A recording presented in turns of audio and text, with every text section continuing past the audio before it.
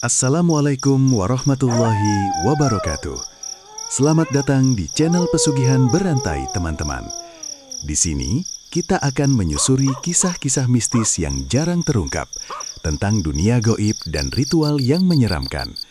Siapkan diri kalian, jangan takut tapi tetap waspada, karena malam ini kita akan menyaksikan sebuah kisah yang hanya untuk mereka yang berani. Desa Blendung, yang terletak di Kecamatan Ulu Jami, dikenal sebagai desa pesisir yang sebagian besar penduduknya menggantungkan hidup dari tambak udang. Setiap pagi, aroma air laut bercampur lumpur tambak selalu tercium di udara. Angin pantai berhembus membawa suara ombak yang kadang terdengar hingga ke rumah-rumah warga. Di desa itu tinggal seorang pria bernama Anton, usianya 34 tahun. Tubuhnya tinggi dengan kulit yang mulai menggelap karena terlalu sering bekerja di bawah terik matahari. Sejak kecil Anton sudah terbiasa hidup di lingkungan tambak karena ayahnya dulu juga seorang petambak udang. Tambak yang sekarang ia kelola adalah warisan dari ayahnya yang meninggal 5 tahun lalu. Dulu, ketika ayahnya masih hidup, tambak itu terkenal sebagai salah satu tambak terbaik di desa Blendung. Panen udangnya selalu melimpah. Bahkan pedagang dari kota sering datang langsung membeli hasil panennya. Namun semuanya berubah setelah ayah Anton meninggal. Beberapa tahun terakhir, tambak itu seperti kehilangan keberuntungannya. Udang sering mati mendadak. Kadang air tambak berubah keruh tanpa sebab. Ada juga penyakit aneh yang membuat udang mati hanya dalam waktu beberapa hari. Akibatnya, Anton sering gagal panen. Suatu sore, Anton berdiri di pinggir tambaknya sambil menatap air yang tampak tenang. Matahari mulai turun ke arah barat, menciptakan warna jingga di permukaan air tambak. Di tangannya ada ember kecil berisi pakan udang. Ia menaburkan pakan itu perlahan. Biasanya, udang akan langsung bergerak ke permukaan untuk memakan pakan tersebut. Tapi hari itu tidak banyak gerakan. Anton menghela napas panjang. "Kenapa lagi ini?" gumamnya pelan. Ia mengambil jaring kecil lalu mencelupkannya ke dalam air tambak. Setelah beberapa saat, ia mengangkat jaring itu. Di dalamnya ada beberapa udang, namun ukurannya kecil dan beberapa terlihat lemah. Anton semakin khawatir. Kalau keadaan seperti ini terus, ia tidak akan bisa panen bulan depan. Padahal ia masih punya hutang cukup besar di koperasi desa. Angin sore bertiup pelan melewati area tambak. Pepohonan mangrove di kejauhan terlihat bergoyang perlahan. Anton menatap tambaknya dengan perasaan campur aduk. Tambak ini adalah satu-satunya sumber penghidupannya. Kalau tambak ini gagal, ia tidak tahu harus bekerja apa lagi. Tak lama kemudian, sebuah sepeda motor berhenti di dekat pematang tambak. Yang datang adalah Rini, istrinya. Rini berusia 30 tahun. Wajahnya sederhana tapi manis. Ia mengenakan kerudung sederhana dan membawa kantong plastik berisi makanan.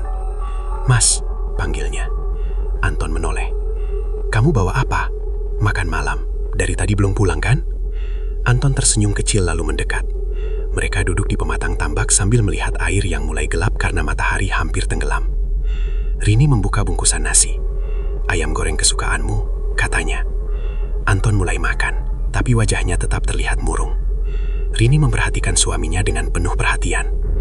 "Tambaknya kenapa lagi, Mas?" Anton tidak langsung menjawab. Ia menatap air tambak yang perlahan berubah gelap. Udangnya tidak banyak yang makan pakan. Rini terlihat khawatir. "Jangan-jangan sakit lagi." Anton mengangguk pelan. "Sepertinya begitu." Rini terdiam. Ia tahu masalah tambak sudah beberapa tahun ini menjadi beban besar bagi suaminya. Banyak malam Anton tidak bisa tidur karena memikirkan hutang dan biaya tambak. "Mas," kata Rini pelan. "Iya, mungkin kita harus memikirkan pekerjaan lain juga." Anton menoleh. "Maksudmu?" Rini menatapnya hati-hati. "Tambak ini sudah sering gagal. Kalau terus seperti ini kita bisa makin terlilit hutang." Anton langsung menggeleng. "Tidak, aku tidak mau menyerah." Nada suaranya terdengar tegas. Pagi hari di desa Blendung selalu dimulai dengan suara ayam berkokok dan hembusan angin laut yang terasa sedikit lembab. Matahari perlahan muncul dari balik cakrawala, memantulkan cahaya ke permukaan tambak yang luas. Anton sudah bangun sejak subuh. Seperti biasa, setelah sholat, ia langsung bersiap pergi ke tambak. Ia mengenakan topi caping dan membawa ember berisi pakan udang. Rini yang sedang memasak di dapur menoleh ketika Anton hendak keluar rumah. "Mas, sarapan dulu," katanya. Anton menggeleng pelan. "Nanti saja, aku mau cek tambak dulu." Rini menghela napas kecil, tetapi ia tidak memaksa. Ia tahu suaminya selalu gelisah setiap kali kondisi tambak sedang buruk. Anton berjalan menyusuri jalan kecil menuju area tambaknya. Di kiri kanan jalan itu terdapat beberapa tambak milik warga lain. Beberapa petambak sudah terlihat bekerja. Ada yang menyalakan mesin kincir air, ada yang menaburkan pakan, ada juga yang sedang memperbaiki pematang tambak. Anton sampai di tambaknya. Ia langsung melihat permukaan air. Masih tenang. Ia berjalan di sepanjang pematang sambil memperhatikan kondisi air. Setelah itu, Anton menaburkan pakan. Beberapa udang memang muncul, tetapi jumlahnya tidak banyak. Anton menghela napas panjang lagi. Sepertinya tetap sama, gumamnya pelan. Saat ia sedang berdiri di pinggir tambak, seorang pria paruh baya datang mendekat. Orang itu adalah Pak Slamet, tetangganya yang juga memiliki tambak tidak jauh dari situ. "Ton," sapa Pak Slamet. Anton menoleh. "Oh, Pak Slamet." Pak Slamet berdiri di samping Anton sambil melihat tambak. "Gimana tambaknya?" Anton hanya tersenyum tipis. "Ya begini, Pak." Pak Slamet mengangguk pelan. "Tambak sekarang memang lagi susah." Anton tidak menjawab. Ia sebenarnya sudah terlalu sering mendengar kalimat seperti itu. Setelah beberapa menit berbincang, Pak Slamet pamit kembali ke tambaknya. Anton masih berdiri menatap air tambak dengan pikiran yang penuh. Beberapa saat kemudian ia memutuskan pulang. Ia merasa tidak ada yang bisa ia lakukan hari itu selain menunggu. Siang hari, Anton membantu Rini memperbaiki pagar rumah yang sudah mulai rusak. Walaupun pikirannya masih dipenuhi masalah tambak, ia mencoba mengalihkan perhatian. Menjelang sore, Anton berkata kepada Rini, "Aku mau keluar sebentar." "Mau kemana?" tanya Rini. "Ke warung kopi depan jalan." Rini mengangguk. Warung kopi itu memang sering menjadi tempat berkumpul para petambak setelah bekerja seharian. Anton mengendarai motor tuanya menuju warung tersebut.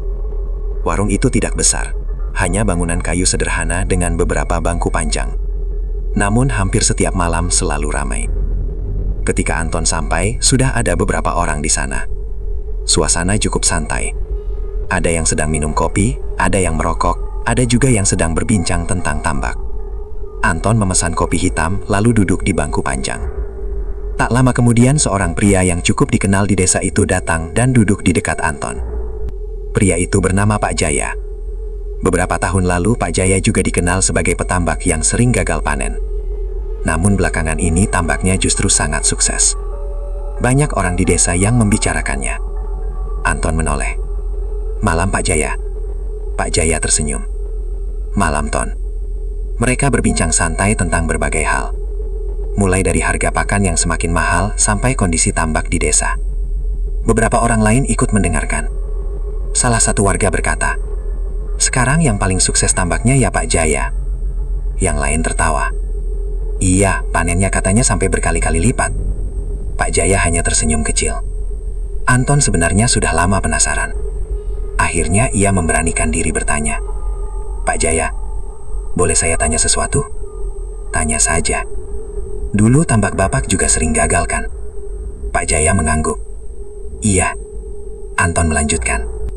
"Tapi sekarang kok bisa berhasil sekali?" Warung kopi tiba-tiba terasa sedikit lebih hening. Beberapa orang terlihat ikut penasaran dengan jawaban Pak Jaya.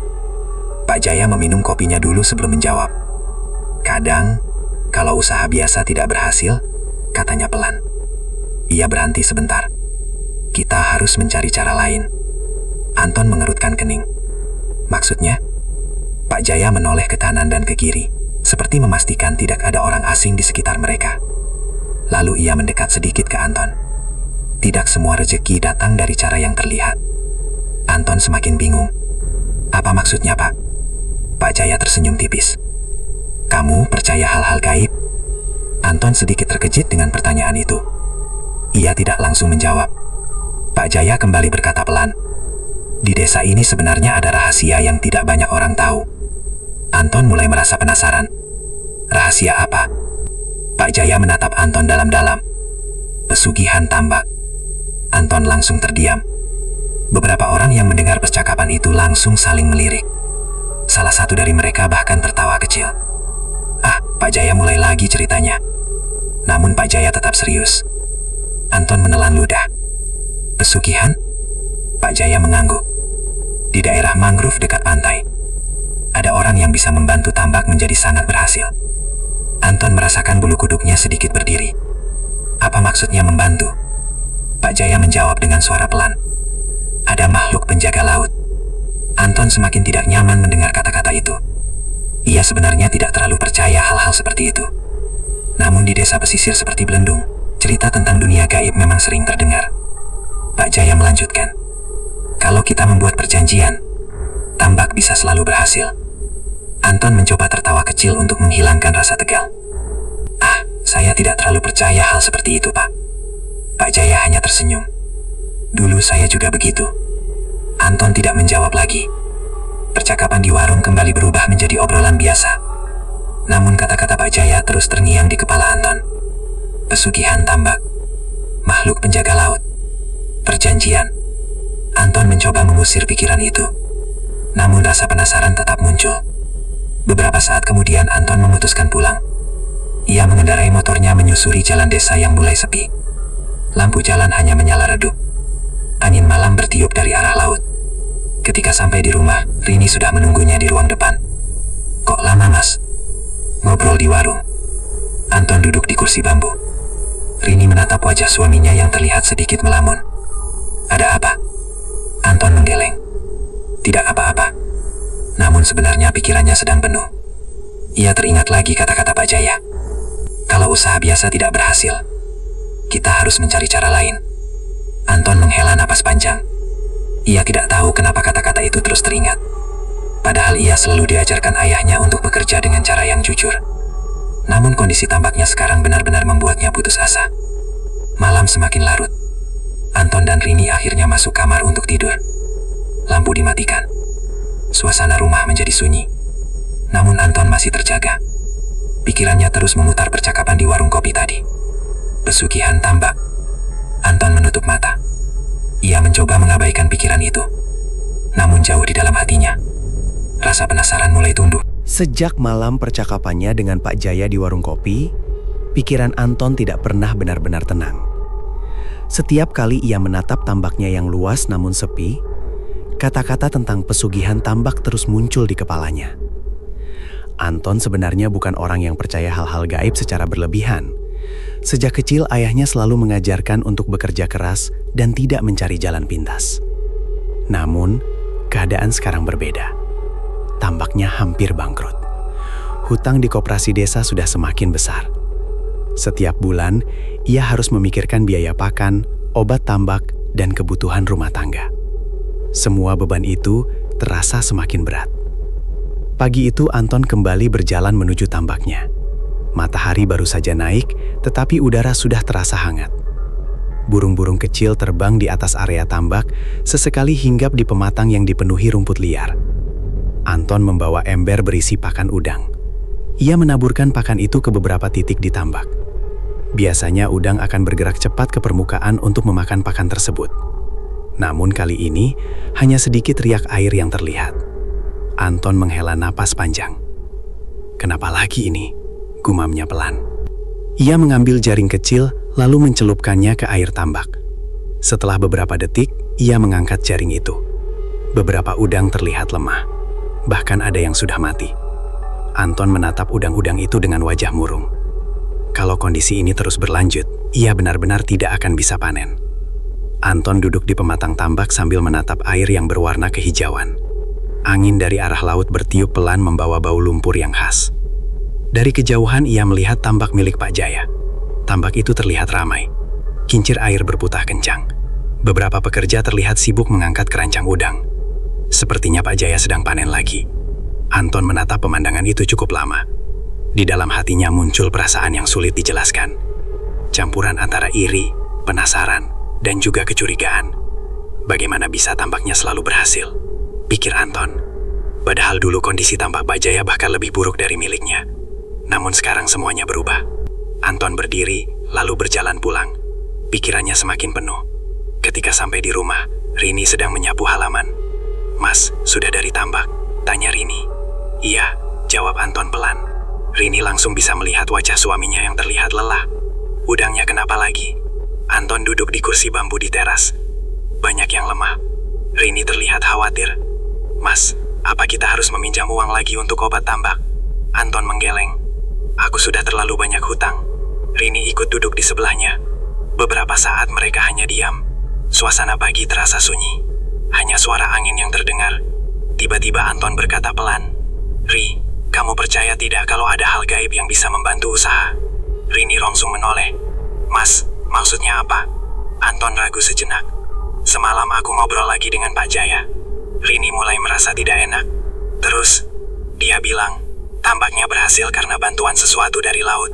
Rini mengerutkan kening. "Maksudnya pesugihan?" Anton terdiam. Rini langsung menggeleng tegas. "Mas, jangan macam-macam." Sejak malam itu, pikiran Anton terus dipenuhi pertanyaan tentang pesugihan tambak dan sosok Mbah Karta. Rasa penasaran yang awalnya samar, kini mulai menjadi dorongan yang kuat. Setiap kali ia melihat tambaknya yang sepi dan hasil panennya terus menurun, godaan itu semakin besar. Anton merasa terjepit.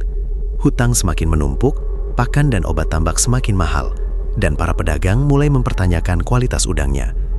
Rini, istrinya, sudah berkali-kali menegur agar tidak mencari jalan pintas, tapi hati Anton semakin gelisah. Suatu malam, setelah Rini tertidur, Anton memutuskan untuk pergi. Ia tidak memberitahu Rini. Perasaan penasaran dan putus asa membuatnya merasa tidak punya pilihan lain. Dengan menyalakan lampu motor tuanya, ia menembus jalan gelap desa menuju hutan mangrove di pinggir pantai. Hutan mangrove Belendung terkenal oleh penduduk desa sebagai tempat yang sepi dan agak menyeramkan. Pepohonan besar dengan akar yang menonjol ke permukaan air, tanah yang berlumpur, dan suara hewan malam yang samar membuat suasana semakin mencekam. Anton menahan napas ketika motor tuanya melintasi jalan sempit menuju lokasi yang menurut Pak Jaya adalah tempat tinggal Mbah Karta. Di tengah hutan, Anton melihat sebuah gubuk kayu kecil, sederhana namun tampak terawat. Asap tipis mengepul dari cerobongnya, membawa aroma dupa yang samar. Di sekeliling gubuk, lampu minyak kuno menyorot halaman yang penuh tanaman liar dan beberapa patung kayu kecil. Anton menurunkan motornya dan menatap gubuk itu dari jarak beberapa meter. Ada perasaan aneh yang merayapi tubuhnya, campuran antara takut dan penasaran. Ia melangkah pelan mendekati gubuk. Suara langkahnya di atas tanah lembab terdengar jelas. Dari dalam gubuk, terlihat sosok seorang pria tua dengan rambut putih panjang, berkumis dan berjanggut tipis. Matanya tajam, menatap langsung ke arah Anton. Siapa yang datang di malam seperti ini? Suara pria tua itu terdengar berat dan dalam. Anton menelan ludah. Ia mencoba tetap tenang. "Nama saya Anton, dari desa Belendung. Pak Jaya menyarankan saya ke sini." Pria tua itu mengerutkan kening, lalu tersenyum tipis. "Ah, kau anak Pak Jaya. Sudah kukira akan datang. Namaku Mbah Karta." Anton merasa bulu kuduknya berdiri. "Masuklah, jangan berdiri di luar," kata Mbah Karta sambil menunjuk bangku kayu di halaman gubuk. Anton melangkah masuk, merasakan aroma dupa yang lebih kuat. Di dalam, gubuk itu sederhana namun penuh benda-benda aneh. Patung kayu berbagai bentuk, mangkuk kecil berisi air dan bunga, kain berwarna hitam dengan simbol-simbol yang tidak ia mengerti, serta beberapa lilin yang menyala. Mbah Karta duduk di kursi kayu, menatap Anton penuh perhatian. "Jadi kau ingin tambakmu berhasil?" tanyanya. Anton mengangguk. "Iya Mbah, tambak saya terus gagal. Dan saya tidak tahu harus bagaimana." Mbah Karta menghela napas panjang. Suaranya terdengar dalam dan penuh misteri. "Tambak itu bukan sekedar air dan tanah anakku. Ada makhluk yang menjaga kehidupan di sana. Kalau mereka tidak senang, tambak bisa gagal. Dan kalau mereka marah, udang akan mati. Kau ingin mereka senang padamu?" Anton ragu, tapi rasa putus asanya lebih besar. "Iya Mbah, saya ingin mereka membantu. Tapi apa yang harus saya lakukan?" Mbah Karta berdiri, perlahan-lahan berjalan ke sudut gubuk. Ia mengambil beberapa mangkuk kecil berisi air laut, beberapa cangkir berisi beras dan bunga, serta selembar kain hitam. "Kau harus membuat perjanjian," kata Mbah Karta sambil meletakkan sesajen di atas meja kecil. "Perjanjian itu tidak main-main. Sekali kau terikat, hidupmu dan tambakmu akan berubah. Dan ingat, makhluk yang menjaga tambak tidak seperti manusia. Mereka punya aturan sendiri." Anton menelan ludah. Rasa takutnya semakin nyata. Apa yang harus saya lakukan, Mbah?" Mbah Karta menatap Anton dengan serius. "Syaratnya sederhana, tapi berat. Kau harus siap membayar harga yang akan mereka minta suatu saat nanti. Bisa dengan hartamu, bisa dengan sesuatu yang lebih berharga, bahkan dari keluargamu. Kau harus berani menanggung konsekuensinya. Anton merasa tubuhnya gemetar. Rasa takut, penasaran, dan putus asa bercampur menjadi satu. Ia menunduk, mencoba menenangkan diri. Apa yang harus saya lakukan sekarang, Mbah? Tanyanya pelan. Mbah Karta tersenyum tipis. Besok malam kita akan mulai ritual. Kau harus datang ke pantai saat bulan baru. Di sana, aku akan memanggil penjaga tambak. Dan kau harus berjanji pada mereka. Anton mengangguk pelan. Ia sudah berada di titik di mana rasa putus asa lebih besar daripada rasa takut. Baik, Mbah, saya akan datang, katanya dengan suara serak. Mbah Karta menepuk bahunya. Ingat anakku, sekali kau memulai ini, tidak ada jalan untuk mundur. Kau harus menepati janji, apapun yang terjadi. Anton menatap matanya Mbah Karta, mencoba menyerap setiap kata. Ia merasa ada sesuatu yang berbeda, sesuatu yang gelap dan berat, tapi juga menjanjikan harapan yang selama ini ia cari. Malam itu, ketika Anton pulang ke rumah, ia merasa jantungnya berdetak cepat. Pikiran tentang tambak yang gagal, hutang yang menumpuk, dan kesempatan untuk membalikan nasib bercampur menjadi satu. Ia sadar, hidupnya dan tambaknya akan berubah drastis. Rasa takut masih ada, tapi rasa penasaran dan harapan untuk memperbaiki tambak lebih kuat. Di rumah, Rini sudah tertidur. Anton duduk di teras sendirian, menatap gelapnya malam dan arah pantai tempat Mbah Karta tinggal. Angin malam membawa aroma laut yang asin, dan suara ombak terdengar samar-samar. Anton merasa, di balik kegelapan malam itu, nasibnya sedang menunggu keputusan yang akan menentukan hidupnya selamanya. Tanpa disadari, benih godaan dan rahasia gelap telah tertanam di hatinya, dan besok malam, semuanya akan dimulai. Malam itu, bulan belum muncul. Hanya ada cahaya samar dari lampu-lampu jauh di desa. Anton menyalakan motornya dan menembus jalan sempit menuju hutan mangrove di pinggir pantai. Hatinya berdebar. Ia tahu, malam ini hidupnya akan berubah. Hutan mangrove di Belendung selalu terasa menakutkan di malam hari. Pepohonan besar dengan akar yang menonjol ke permukaan lumpur, suara binatang malam dan aroma asin laut membuat siapapun yang masuk harus waspada. Namun Anton menahan rasa takutnya. Ia harus menemui Mbah Karta. Sesampainya di gubuk kayu kecil itu, Anton turun dari motor. Mbah Karta sudah menunggunya di halaman dengan lampu minyak menyala di sekeliling gubuk. Sosok tua itu tampak lebih serius malam itu. Matanya menatap tajam ke arah Anton. "Kau datang," ucap Mbah Karta. Suaranya berat dan dalam. Anton mengangguk pelan.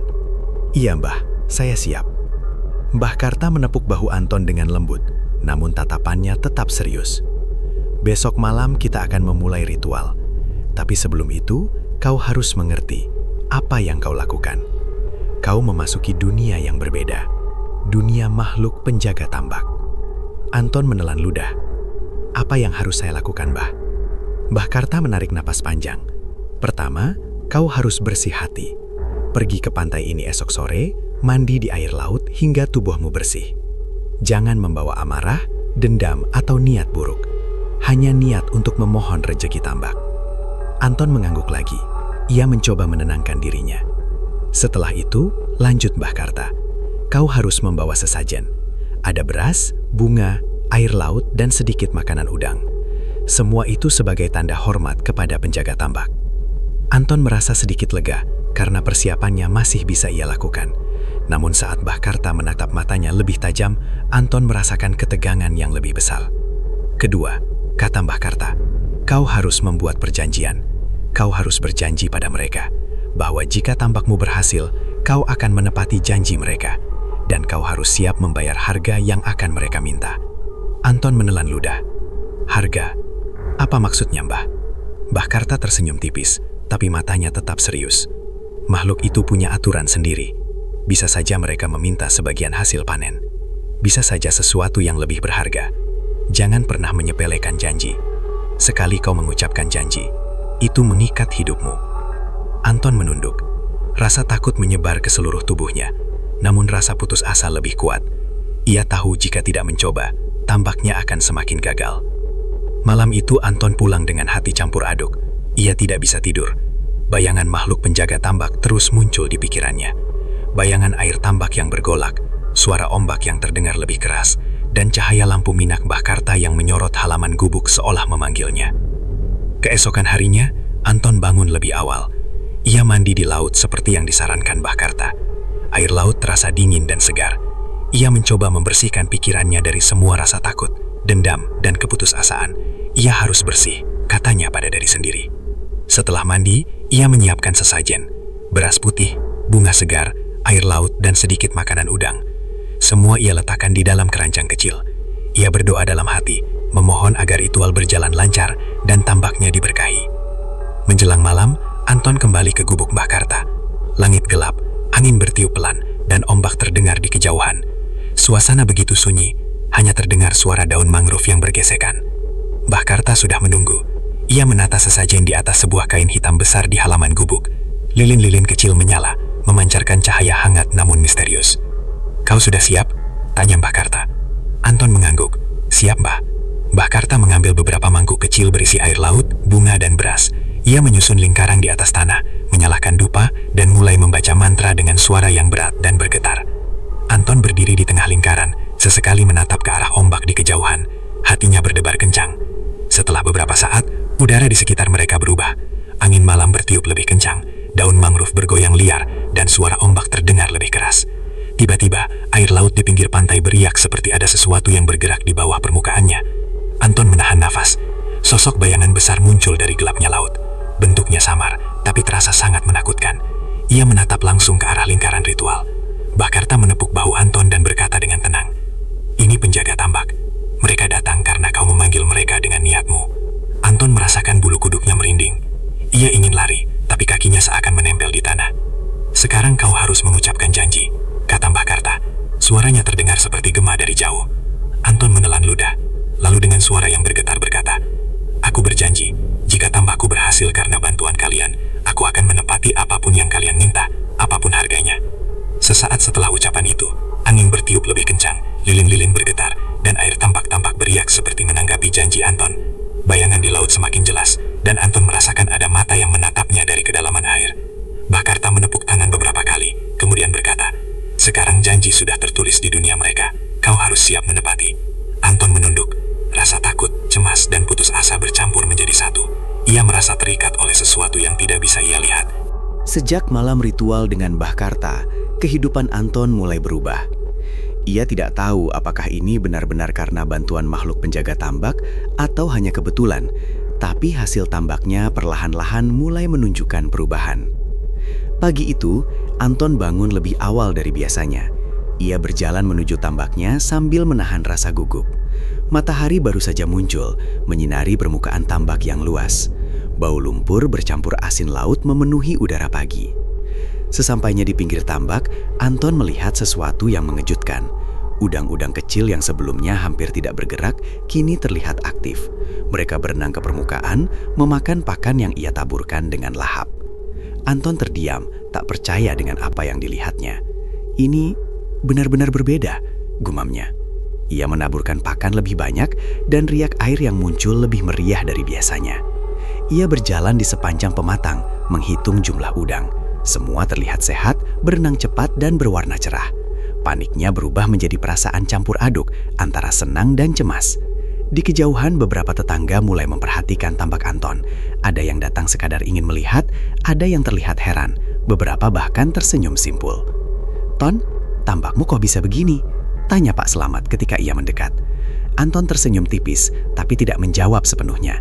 Ia masih ragu untuk menceritakan ritual malam itu. Hatinya merasa ada sesuatu yang besar sedang menunggu di balik perubahan ini. Seiring hari berjalan, kabar tentang tambak Anton yang mendadak hidup tersebar ke seluruh desa. Orang-orang mulai mendatangi tambaknya, sebagian ingin membeli udang, sebagian ingin menanyakan rahasianya. Rini yang mengetahui perubahan ini merasa campur aduk, senang karena kondisi tambak mulai membaik, tapi juga cemas dengan perubahan mendadak yang terjadi. "Mas, tambak ini kok bisa begini mendadak?" tanya Rini suatu malam ketika mereka duduk di teras rumah. Anton menatap tambak dari kejauhan, gelap namun hidup oleh cahaya lampu yang ia pasang di pematang. Aku juga tidak tahu, Ri, tapi semuanya mulai berubah sejak ritual itu." Rini menunduk. "Mas, jangan sampai kita terlena. Kau ingat Mbah Karta bilang, harga dari janji itu akan datang." Anton mengangguk pelan. Ia juga merasakan hal itu. Ada ketegangan yang tidak terlihat, tapi terasa setiap kali ia berada dekat tambak. Udang sehat, air jernih, tapi ada bisikan samar di telinganya. Suara angin malam terasa berbeda, dan kadang-kadang ia melihat bayangan yang seolah menatapnya dari permukaan air. Beberapa hari kemudian, Anton memutuskan untuk mulai memanen sebagian udang yang sudah cukup besar. Ia sangat terkejut. Hasil panen jauh melampaui ekspektasi. Udang-udang sehat, ukurannya besar, dan jumlahnya banyak. Orang-orang desa mulai mendatangi rumahnya, ingin membeli udang. Toko Anton yang sebelumnya sepi kini menjadi ramai. Rini sibuk membantu mengemas udang untuk dijual. Namun di balik kesuksesan itu, Anton mulai merasakan sesuatu yang aneh. Malam hari ketika ia sendiri di rumah, suara-suara samar terdengar dari tambak. Riak air yang tidak wajar, bisikan yang tak bisa ia mengerti, dan bayangan samar yang bergerak di permukaan air. Anton mencoba mengabaikannya, berpikir mungkin itu hanya efek bayangan dan kelelahan. Tapi hati kecilnya tahu, sesuatu sedang menunggu. Sesuatu yang berhubungan dengan janji yang ia ucapkan kepada penjaga tambak malam itu. Suatu malam, Anton bermimpi. Dalam mimpinya, ia berdiri di tengah laut, dikelilingi air yang gelap. Sosok makhluk besar muncul dari kedalaman, matanya menyala seperti bara api. Makhluk itu menatap Anton, kemudian suara dalam mimpinya terdengar. Janji, bayar, sekarang. Anton terbangun dengan napas terengah-engah. Ia menatap kamar yang gelap, jantungnya berdetak kencang. Rini tidur di sampingnya, tampak tenang. Namun Anton tidak bisa tidur lagi. Hatinya dipenuhi rasa takut dan penasaran sekaligus. Keesokan paginya, Anton pergi ke tambak. Udang-udang tetap sehat, tapi ia merasa ada sesuatu yang berbeda. Riak air terasa lebih berat, dan permukaan tambak seolah menunggu sesuatu. Ia menghela napas panjang. Kesuksesan mendadak ini memang membawa harapan, tapi juga ketegangan yang semakin nyata. Ia sadar, harga dari janji itu tidak akan lama lagi muncul. Hari-hari berikutnya, Anton terus bekerja di tambak dengan hati-hati. Ia mulai menulis catatan tentang perubahan kondisi tambak, pola makan udang, dan aktivitas air. Semua terlihat normal bagi mata manusia, tapi Anton tahu ada sesuatu yang lebih besar bekerja di baliknya. Rini semakin khawatir. Mas, jangan terlalu larut di tambak. Kau harus istirahat juga, katanya suatu sore ketika mereka duduk di teras. Anton mengangguk, tapi matanya tetap menatap tambak. Ia merasa sesuatu menunggunya di sana, sesuatu yang akan segera menagih janji. Suasana malam berikutnya semakin aneh. Angin bertiup lebih kencang, ombak terdengar lebih keras, dan cahaya lampu di rumahnya seakan tidak cukup menerangi kegelapan. Anton duduk di teras, menatap tambak yang tampak tenang namun penuh misteri. Ia tahu, kesuksesan ini hanyalah permulaan. Harga dari janji itu akan segera datang, dan ketika itu terjadi, hidup Anton dan Rini tidak akan pernah sama lagi. Sejak kesuksesan tambak mendadak itu, Anton merasakan ketegangan yang semakin nyata. Setiap malam, suara air, hembusan angin, dan riak ombak terdengar berbeda. Seolah ada sesuatu yang mengamati, sesuatu yang menunggu janji yang telah ia ucapkan kepada penjaga tambak malam itu. Suatu malam, Anton duduk di teras rumah sambil menatap tambak. Cahaya lampu dari rumahnya hanya menerangi sebagian pematang, sementara sebagian besar tambak tetap gelap. Angin bertiup pelan namun terasa berat, membawa aroma laut yang asin dan sedikit busuk. Tiba-tiba, ia mendengar suara samar dari arah tambak. Seperti bisikan halus, hampir tidak terdengar, tapi cukup membuat bulu kuduknya berdiri. Anton menoleh, mencoba memastikan, tapi tidak ada apa-apa selain riak air yang tenang. Anton menelan ludah. Mungkin hanya imajinasiku, gumamnya pelan. Keesokan harinya, ia pergi memeriksa tambak. Udang tetap sehat, jumlahnya melimpah, dan air terlihat jernih. Namun di salah satu sudut, ia melihat sesuatu yang aneh. Ada garis-garis gelap di dasar tambak, membentuk pola yang tidak biasa. Bentuknya seperti simbol yang samar, hanya bisa dilihat dari dekat. Anton mendekat, menunduk, dan menyentuh air itu. Segera saja ia merasakan hawa dingin menjalar ke seluruh tubuhnya. Riak air semakin besar, dan seolah-olah ada yang menatapnya dari dalam air. Anton mundur beberapa langkah, hatinya berdebar. Saat itu ia teringat kata-kata Mbah Karta, sekali kau memulai, kau harus siap membayar harga. Anton mencoba menenangkan diri.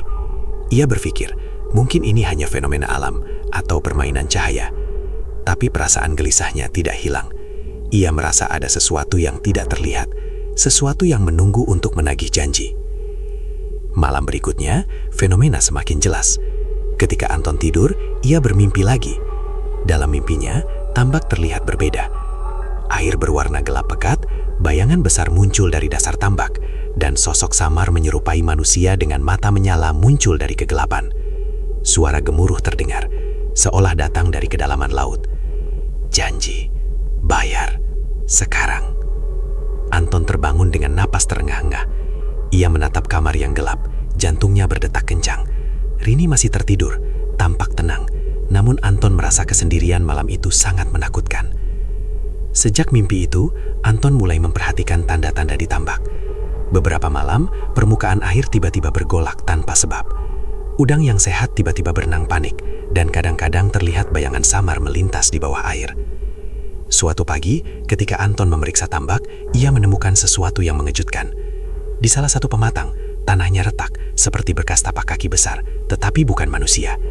Jejak itu terlihat membentuk pola melingkar, seolah menunggu sesuatu atau memberi peringatan. Anton merasa ngeri. Ia ingat pesan Mbah Karta, makhluk penjaga tambak punya aturan sendiri. Ia sadar, tanda-tanda ini bukan kebetulan. Harga janji yang ia ucapkan mulai muncul perlahan. Ketegangan meningkat ketika beberapa pekerja tambak yang ia pekerjakan juga mulai merasakan hal aneh. Suara air yang bergolak di malam hari, riak misterius, dan bayangan samar yang muncul dari dasar tambak membuat mereka takut bekerja sendirian. Anton sendiri mulai kesulitan tidur. Ia duduk di teras rumah setiap malam, menatap gelapnya tambak, mencoba menenangkan diri. Ia tahu kesuksesan tambak membawa berkah, tapi juga membawa bahaya yang tak terlihat. Suatu malam, saat bulan hampir penuh, Anton memutuskan untuk kembali menemui Mbah Karta. Ia ingin tahu bagaimana cara menghadapi konsekuensi dari janji yang telah ia ucapkan. Ia takut, namun rasa penasaran lebih kuat. Mbah Karta menatap Anton dengan serius ketika ia datang. "Kau datang karena kau merasakan tanda-tandanya," kata Mbah Karta. Anton mengangguk pelan. "Iya Mbah, aku mulai melihat hal-hal aneh di tambak. Aku takut sesuatu akan terjadi." Mbah Karta tersenyum tipis. "Itu wajar. Penjaga tambak mulai menuntut haknya. Kau harus bersiap. Mereka tidak menuntut dengan cara yang bisa kau lihat dengan mata manusia, tapi mereka tahu kau telah berjanji." Anton menelan ludah. "Apa yang harus aku lakukan, Mbah?" Mbah Karta menatap ke arah laut. "Ada ritual kedua untuk menenangkan mereka. Tapi sekali lagi, itu bukan tanpa risiko. Kau harus berani menghadapi konsekuensinya." Anton merasa hatinya semakin berat.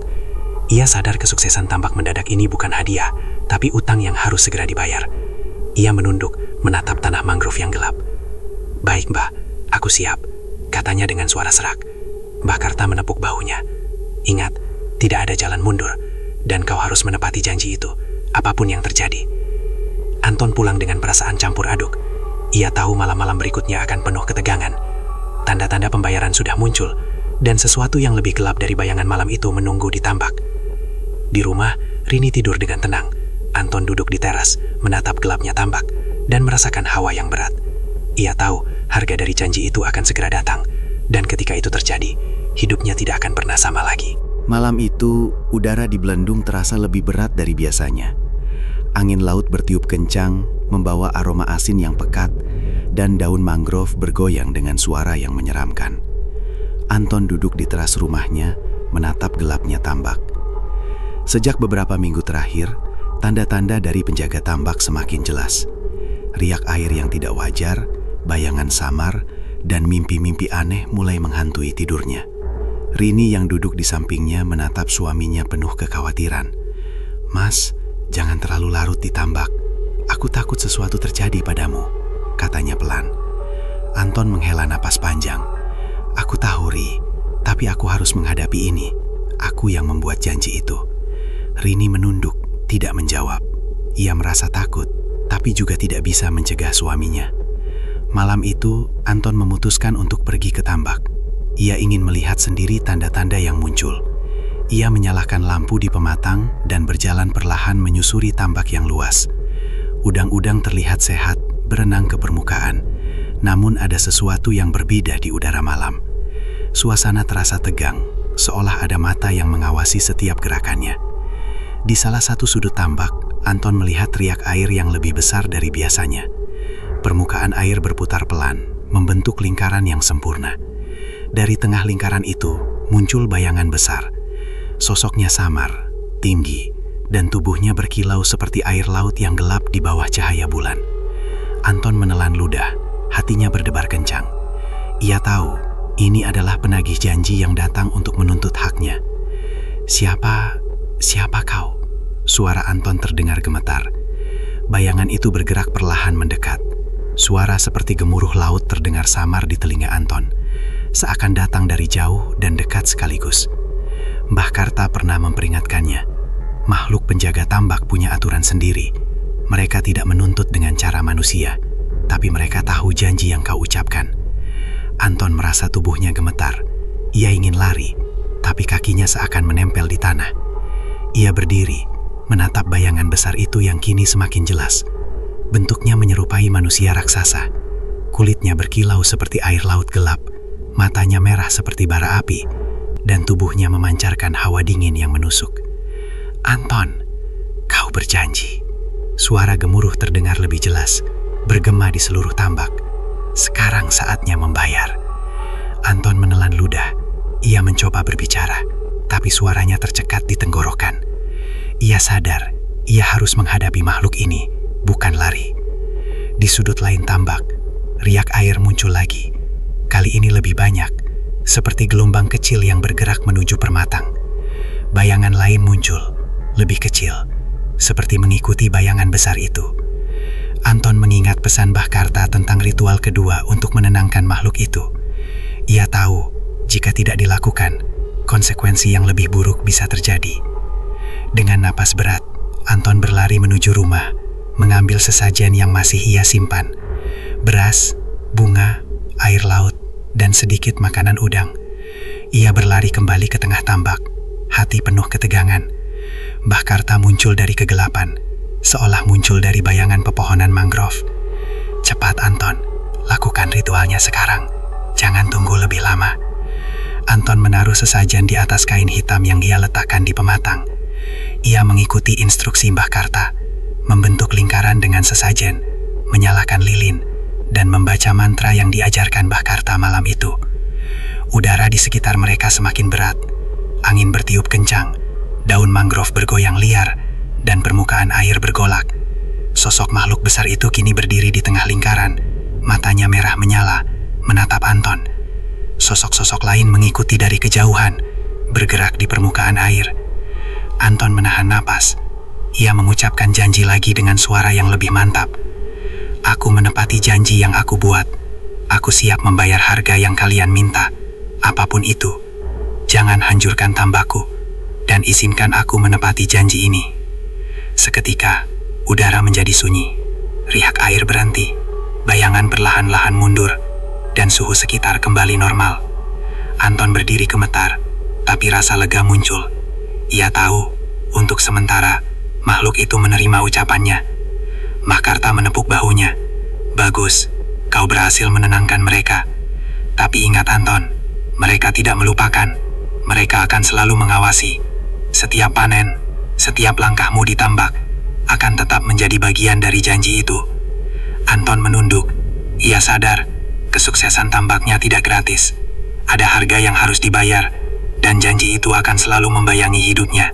Sejak malam ritual kedua dengan Mbah Karta, Anton mulai merasakan perubahan yang lebih nyata di tambaknya. Udang-udang tumbuh subur, air jernih, dan hasil panen melimpah. Namun keberhasilan ini tidak datang tanpa bayangan. Setiap malam, Anton merasakan kehadiran sesuatu yang misterius di tambaknya. Malam itu, ia duduk di teras rumah sambil menatap tambak yang gelap. Angin malam bertiup pelan, membawa aroma laut yang khas. Cahaya lampu di pematang hanya menerangi sebagian kecil, sementara sebagian besar tambak tetap gelap dan sunyi.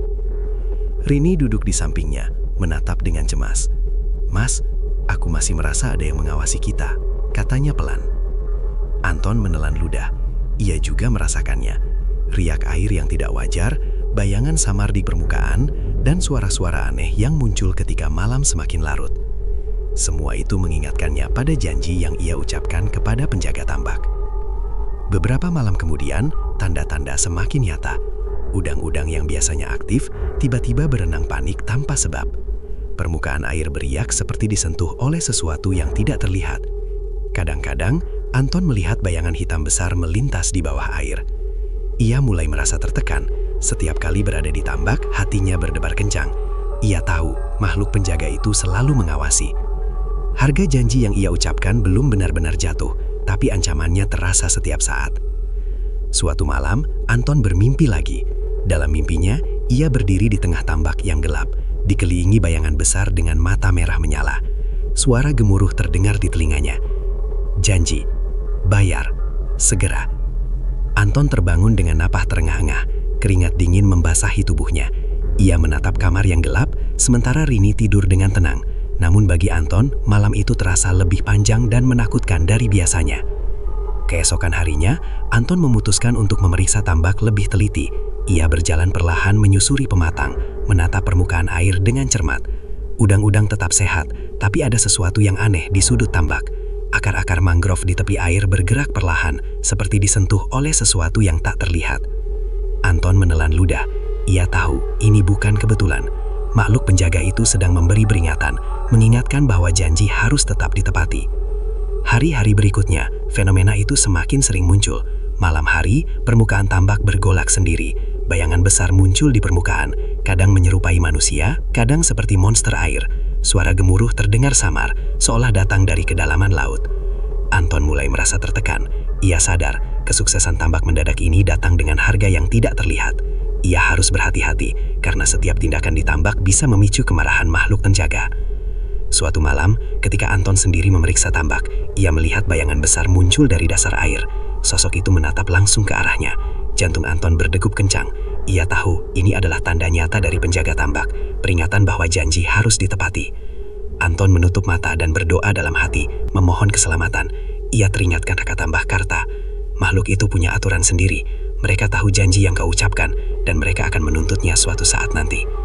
Dengan napas gemetar, Anton mengucapkan janji lagi dalam hati.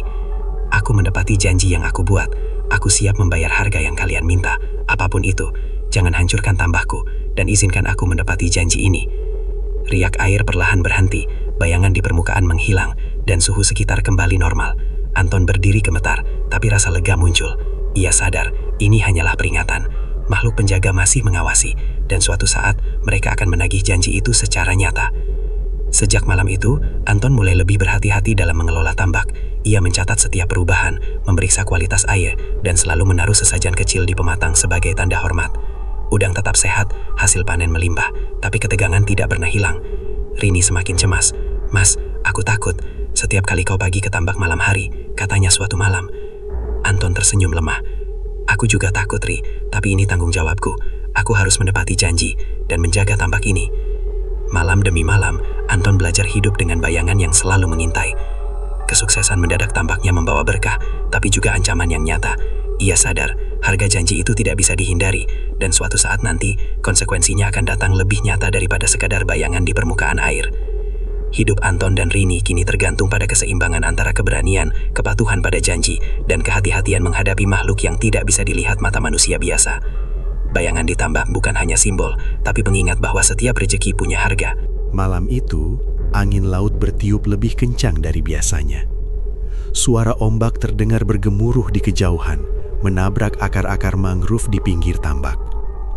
Anton duduk di teras rumah, menatap gelapnya tambak yang luas. Ia tahu, malam ini sesuatu akan terjadi. Harga janji yang ia buat kepada makhluk penjaga tambak akhirnya tiba. Rini duduk di sampingnya, wajahnya pucat. Mas, aku merasa malam ini berbeda. Aku takut sesuatu akan terjadi pada tambak atau pada kita, katanya pelan. Anton menghela napas panjang. Aku juga merasakan hal yang sama, Ri. Tapi kita harus hadapi ini. Aku yang membuat janji itu, dan aku harus menanggung konsekuensinya. Lampu-lampu di pematang tambak berkedip di terpa angin, sementara permukaan air mulai beriak tanpa sebab. Udang-udang yang biasanya aktif berenang, tiba-tiba berkerumun di satu titik, seolah merasakan kehadiran sesuatu yang besar. Anton menatap gelapnya tambak. Dari kejauhan, bayangan samar mulai muncul. Sosok besar naik dari dasar tambak. Tubuhnya berkilau seperti air laut gelap di bawah cahaya bulan. Matanya merah menyala seperti bara api. Sosok itu bergerak perlahan menuju pematang tempat Anton berdiri. Jantung Anton berdegup kencang. Ia tahu ini adalah makhluk penagih janji yang datang untuk menuntut haknya. Riak air di sekeliling sosok itu membentuk lingkaran yang sempurna. Gemuruh suara terdengar, datang dari kedalaman laut, bergema di seluruh tambak. Anton, janji, bayar, sekarang. Anton menelan ludah. Ia merasa tubuhnya gemetar, tapi sadar bahwa ia tidak bisa lari. Malam ini, konsekuensi dari pesugihan yang ia lakukan akan muncul nyata. Ia mengambil sesajen yang selalu ia simpan. Beras, bunga, air laut, dan sedikit makanan udang. Dengan tangan gemetar, ia menaruh semua itu di atas kain hitam di pematang. Mbah Karta muncul dari kegelapan hutan mangrove, menatap Anton serius. "Ini saatnya," kata Mbah Karta. "Kau harus menghadapi mereka, Anton. Jangan takut, tapi jangan juga mengabaikan aturan mereka." Anton mengangguk, menelan ludah, dan mulai membaca mantra yang diajarkan Mbah Karta. Lilin-lilin di sekitar pematang berkedip, asap dupa menebar ke udara malam. Udara terasa berat, seolah ditahan oleh kekuatan tak terlihat. Makhluk besar itu mendekat, tubuhnya tinggi, memancarkan hawa dingin yang menusuk tulang, matanya merah menyala, menatap Anton dengan intensitas yang membuatnya gemetar. Dari kejauhan, bayangan lain muncul, lebih kecil, mengelilingi tambak seolah menunggu perintah. Anton menunduk, menahan rasa takut. Ia mengucapkan janji dengan suara lantang. "Aku menepati janji yang aku buat. Aku siap membayar harga yang kalian minta, apapun itu. Jangan hancurkan tambakku, dan izinkan aku menepati janji ini." Seketika, air di sekitar tambak beriak lebih kencang, membentuk pusaran besar. Udang-udang terangkat bersama air, sementara sosok makhluk besar itu tampak menilai Anton. Gemuruh suara semakin keras, seperti badai di laut, tapi tidak menghancurkan apapun. Mbah Karta menepuk bahu Anton. "Tetap tenang, jangan bergerak. Biarkan mereka menuntut, tapi jangan takut. Hanya dengan keberanian dan kepatuhan, kau bisa selamat." Anton menatap sosok itu, hatinya berdebar, tapi ia mencoba tetap fokus. Ia menaruh tangan di atas sesajen, dan membiarkan energi yang ia rasakan mengalir. Seketika, bayangan besar itu perlahan-lahan mundur. Suara gemuruh berangsur mereda, dan suhu di sekitar kembali normal. Anton menutup mata, bernafas lega. Ia sadar, malam ini ia berhasil menepati janji, setidaknya untuk sementara. Makhluk penjaga tambak telah menerima ucapannya, namun mereka tidak melupakan. Ancaman masih ada, tapi keberanian dan kepatuhannya membuat mereka menunda tuntutan lebih lanjut. Keesokan paginya, Anton memeriksa tambak. Semua terlihat normal. Udang berenang dengan sehat, air jernih, dan hasil panen masih melimpah. Namun Anton tahu, keberhasilan ini datang dengan harga yang harus ia bayar suatu saat nanti. Rini menatap suaminya dengan lega dan cemas. "Mas, kau baik-baik saja?" Anton tersenyum lemah. "Iya Ri, semuanya baik. Tapi kita harus selalu hati-hati. Harga janji itu tidak hilang, hanya tertunda." Hari-hari berikutnya, Anton terus mengelola tambak dengan hati-hati. Ia selalu menaruh sesajen kecil, mencatat setiap perubahan, dan menjaga ritual yang diajarkan Mbah Karta. Udang tetap sehat, hasil panen melimpah, tapi rasa takut dan kewaspadaan selalu menyelimuti hatinya. Anton dan Rini sadar, kehidupan mereka tidak akan pernah sama lagi. Kesuksesan tambak membawa berkah dan kekayaan, tapi juga bayangan gelap yang selalu mengintai. Mereka belajar bahwa setiap rejeki datang dengan harga, dan janji kepada makhluk gaib bukan sekedar kata-kata, tapi ikatan yang harus ditepati selamanya. Malam demi malam, Anton duduk di teras, menatap gelapnya tambak, dan merenung. Ia tahu, kehidupan yang ia jalani sekarang adalah keseimbangan antara keberanian, kepatuhan pada janji, dan kehati-hatian menghadapi makhluk yang tidak bisa dilihat mata manusia. Dan dengan kesadaran itu, Anton dan Rini memulai hari baru, menjalani hidup dengan tambak yang subur, penuh rahasia, dan bayangan yang selalu mengintai, sebagai pengingat bahwa setiap keberhasilan memiliki harga yang harus dibayar. Demikianlah kisah malam ini. Semoga kita selalu dijauhkan dari hal-hal yang tidak kita ketahui dan jangan sampai tergoda oleh dunia gaib. Jangan lupa untuk tetap berhati-hati dan selalu ingat, dunia ini penuh misteri yang hanya Allah yang mengetahui. Terima kasih sudah menonton. Wassalamualaikum warahmatullahi wabarakatuh.